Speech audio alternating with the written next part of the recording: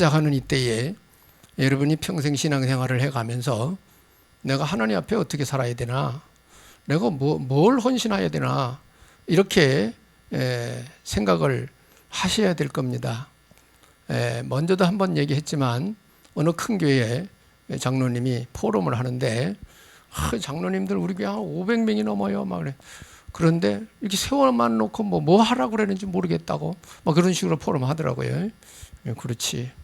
메시지 잘 들으면 다 내 할 일이 나올 텐데 그렇구나. 그래서 그 소리를 들으면서 우리 교회 중직자들은 이렇게 방황하는 사람 없나 싶어서 제가 올해에 응답받아야 할 분야를 설명을 좀 서론으로 좀 하겠습니다.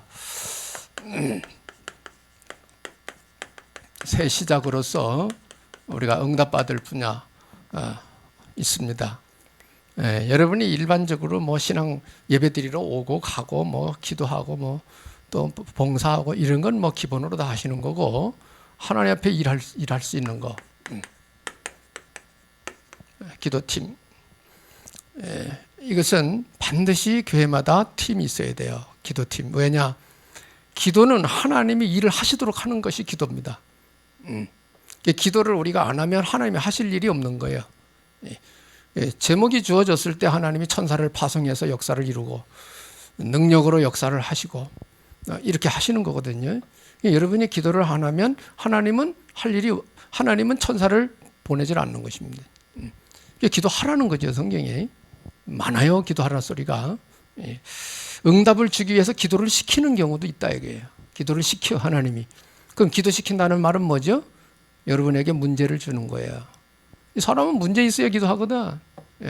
여러분 문제가 없어도 기도를 잘하고 생활을 하고 있으면 문제가 없을 겁니다.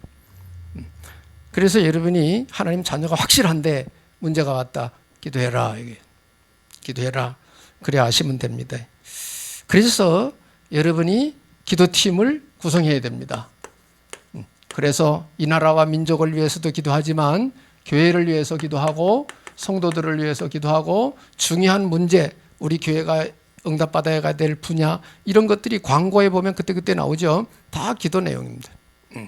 기도팀이 이거 기도하는 것입니다. 그 중에서도 아주 중요한 게 있다면 강단에 쓰는 목사를 위해 기도하셔야 됩니다. 왜? 메시지가 그 목사 통해서 나가니까. 그래서 중요한 거예요. 여러분은 하나님이 주의 종에게 메시지 줘서 선포가 되어야 여러분이 들어가는 거 아니에요, 그죠? 그렇기 때문에 그런 것입니다. 인격이 모자라도 하나님이 세우는 종의 입술에 나가는 게 정확하면 그거 받아야 돼요. 인격이 부족해도. 우리는 하나님 보고 말씀 듣는 거지, 그죠? 아유, 배우같이 잘생겼네. 이래가지고 오는 성도들은 언젠가 떨어져 나가게 돼 있다. 왜? 그거는 영원한 게 아니거든. 말씀 듣고 가야 돼요, 말씀 듣고. 기도팀, 그 다음에 양육팀. 교회에 양육팀이 있어야 됩니다. 왜? 목사 혼자 하는 게 아니니까. 사역자 세우는 것입니다. 메시지 할 수 있는 사역자 필요해요. 평신도 사역자 많이 필요합니다. 이런 흐름을 모르는 분들은 교회 목사님 혼자 하서 메시지 다 하려고 그러거든요. 그러니까 아니에요. 초대교회는 빌립 집사님, 스데반 집사님 복음 전했어요. 말씀 운동했다니까. 브리스가 부부 보세요. 아볼로 성경학자 만나가지고 복음 주잖아. 그죠? 말씀 운동 했다 이 말이에요. 여러분도 말씀 운동 하시기 바랍니다. 관심을 가져야지. 양육팀. 그 다음에 우리가 렘넌트 세워야 됩니다. 후대팀. 후대들을 어떻게 세울 것이냐. 웬만한 데는 다 우리 그 후대들이 교회에 방치돼 있어요. 교사들만 뭐 어쩌고저쩌고 하고 있지 중직자들이 전혀 관심이 없다고 해요. 부모들이. 그러면 안 됩니다. 옛말에 아이들은 동네 사람과 함께 기른다는 말이 있어요. 옛날에. 그 동네 사람 다 같이 기르는 거야. 그건 뭡니까? 야, 옆에 아저씨 보면 인사해라. 저 할머니 보면 인사해라. 그게 다 교육이에요. 크는 애들 교육이라고. 요새 그런 게 없다 해야 돼. 그런 게. 그러니까 애들이 커가지고 완전 기계예요. 기계. 장유유서 공자 가르침 없어. 다 자기 유익을 따라 자기. 그렇게 가고 있다. 그러니까 팍팍한 거예요. 삶이. 인간관계가 팍팍한 거예요, 사람들이. 예. 정이라는 게 지금 적고 없어져요, 정. 지금 교회에 그래도 먹을거리 주는 분들은 다 나이 있는 분들이 줘요.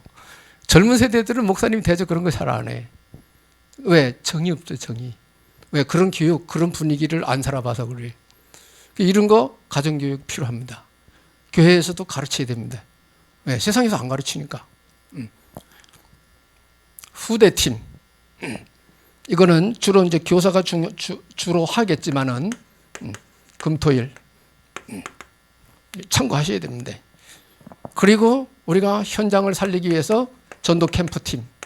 이것도 구성이 돼야 돼요. 이 요소에 전부 뭐냐? 한 사람이 깃발을 들고 있어야 돼요. 그 사람 중심으로 2명, 3명 이렇게 모여가지고 그 역할을 하는 것입니다. 앞으로 교회가 이렇게 안 돼, 그 중직자들 중심으로 해서 이런 시스템이 안 갖춰지면 교회 문 닫아야 됩니다. 왜? 활동을 안 하거든요. 세상 바쁜 거 여러분 이유 없어요. 하나님이 뭐 바쁜 거, 그럼 안 바쁘게 해줄까, 하나님이? 그럼 어떻게 해요? 먹고 사는데 지장 와요. 여러분 안 바쁘면. 그죠? 시간 내서 하면 되는 거예요. 다 시간 쪼개서 사는 거지, 다 사람이. 그래서 캠프팀. 그래서 캠프는 뭐예요? 전도 선교죠. 전도 선교. 여기서 나오는 것이 이제 3가지 뜰 응답 받아야 돼요. 3가지 뜰. 그리고 마지막으로 하나만 더 하죠. 먼저는 이걸 풀어서 했는데 하나로 하는 거죠. 치유팀. 왜? 시대가 갈수록 영적 문제 심각해지고 있어요. 영적 문제 심각해지는 게 지금 보세요. 마약, 동성애, 자살 쫙 그냥 전 세계가 가고 있습니다. 전 세계가. 대책 없어요. 아무리 그런 뭐 자살 예방팀 해서 한다고 하지만은 그 일부지. 그거 못 당합니다. 못 당. 아니 떨어져 죽겠다는데 그걸 어떻게 지켜? 그걸 어떻게? 다 영적인 거 가르쳐서 해야 됩니다. 그래서 치유팀. 이 치유도 치유받을 사람, 치유받을 대상, 그리고 치유 사역을 할 수 있는 제자 세우려고 그러는 겁니다. 치유 사역. 영적인 치유 사역 어떻게 해야 되느냐? 가르쳐야 돼요. 그래서 치유받은 사람이 치유 사역하면 참 좋죠. 왜? 자기 증인이니까. 그렇잖아요. 증인이니까. 치유팀. 올 한 해 하나님 앞에 우리가 어떻게 가면 좋겠습니까? 기도하는 중에 5가지.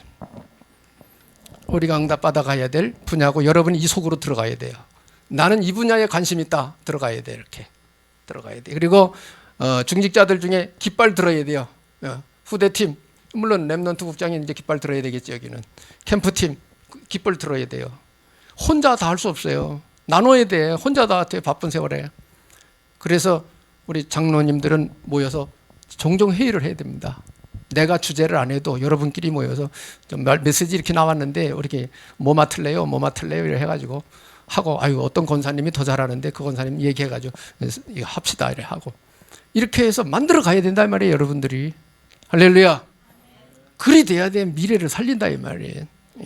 하나님이 역사를 하신다.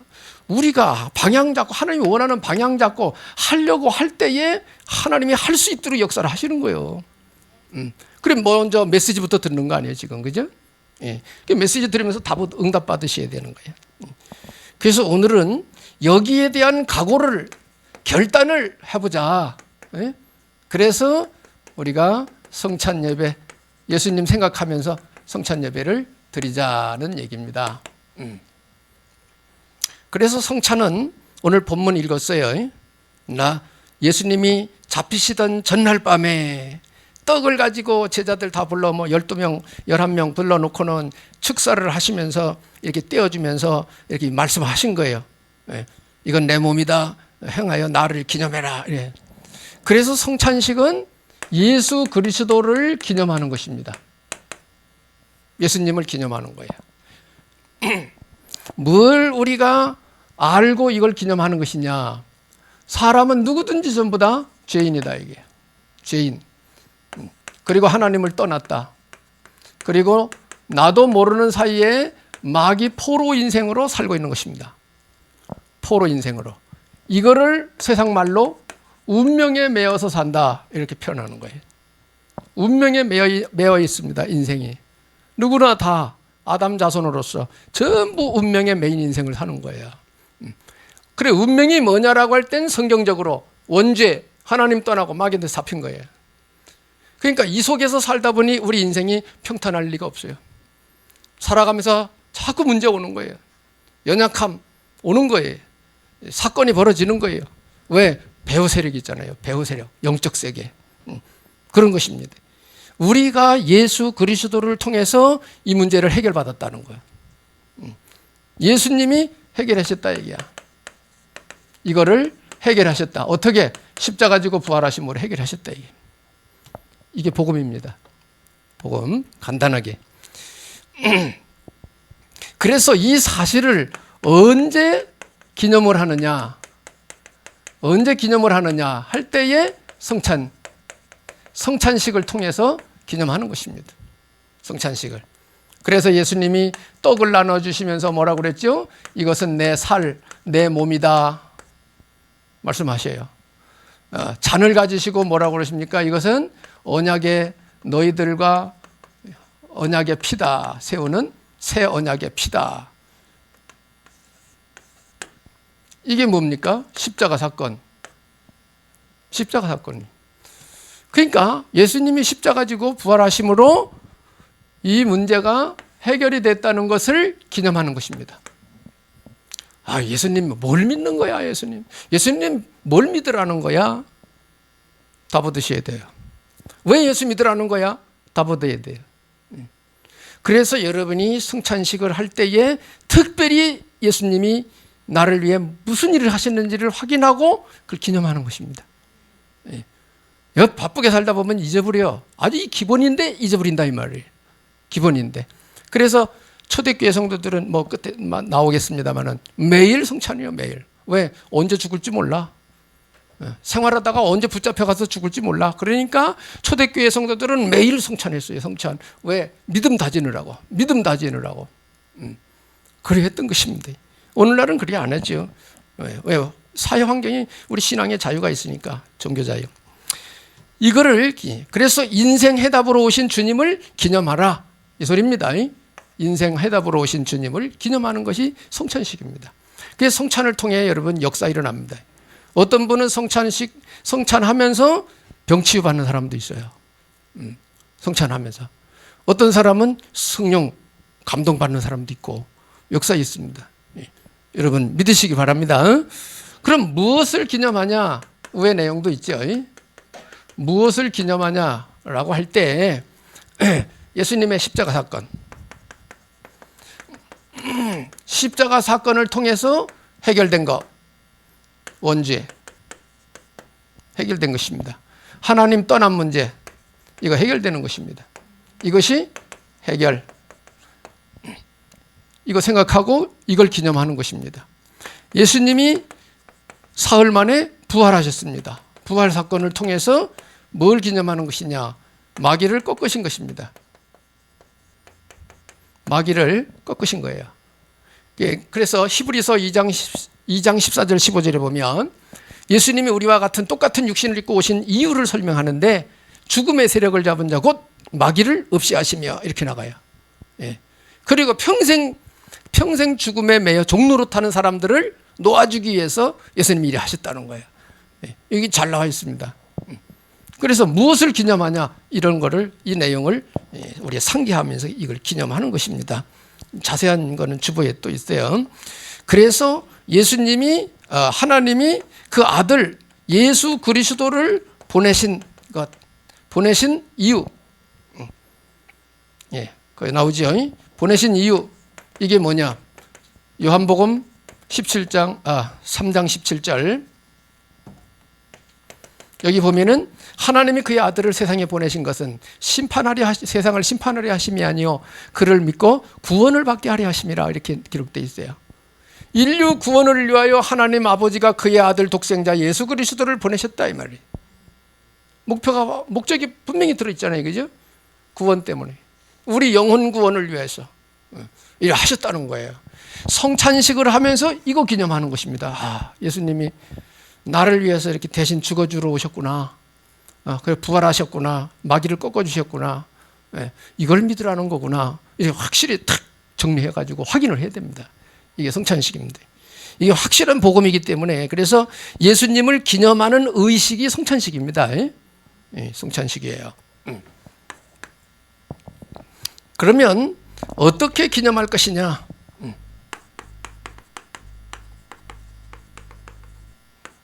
기념하는 방법. 오늘 본문에 11장 26절에 잘 나와 있습니다. 너희가 이 떡을 먹으며 이 잔을 마실 때마다 주의 죽으심을 그가 오실 때까지 전하는 것이니라 그랬어요. 예수 그리스도 소식을 전파하는 것입니다. 예수가 그리스도 되심을 전파하는 거예요. 소식을 전하는 것입니다. 이걸 우리는 뭐라 그러죠? 전도, 선교. 예수님을 알리는 거예요, 세상에. 구원자로 오셨다고. 전도, 선교입니다. 이게 주님의 그 십자가 부활 사건을 기념하는 방법입니다. 여러분이 성찬하면서 사명을 고취시켜야 돼요. 믿음을 가져야 돼요. 성찬식 하면서. 아, 그렇구나. 내가 이걸 놓치고 살았구나. 하나님 은혜 받은 내가 예수님에 대해서 얘기를 안 하고 살았구나. 어디 가든지 기회만 되면 예수님이 당신 모든 문제 해결자라고 얘기해 줘야 되겠구나. 이런 걸 확인하라 이게. 언제까지 하느냐? 예수님의 재림 때까지.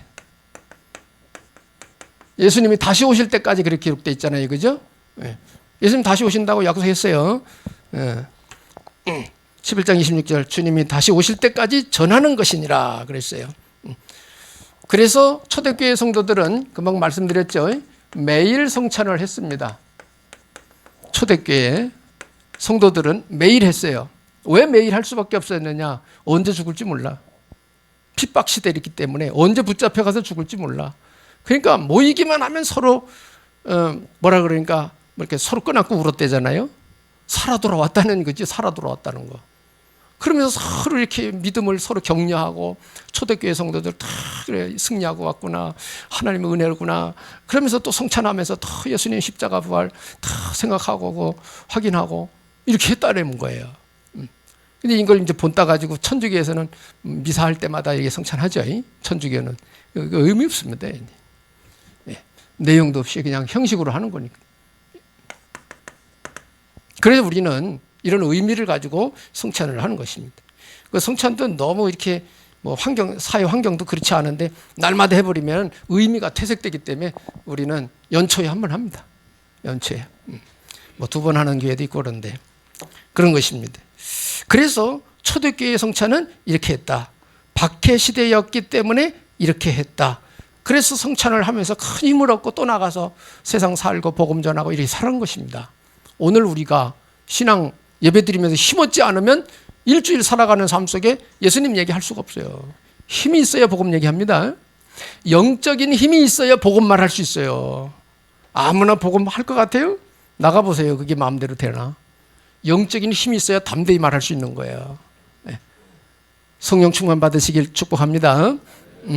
결론. 그래서 내 신앙을 점검하자. 성찬을 통해서 내 신앙 점검. 간단하게 뭐 할 말은 많지만 나는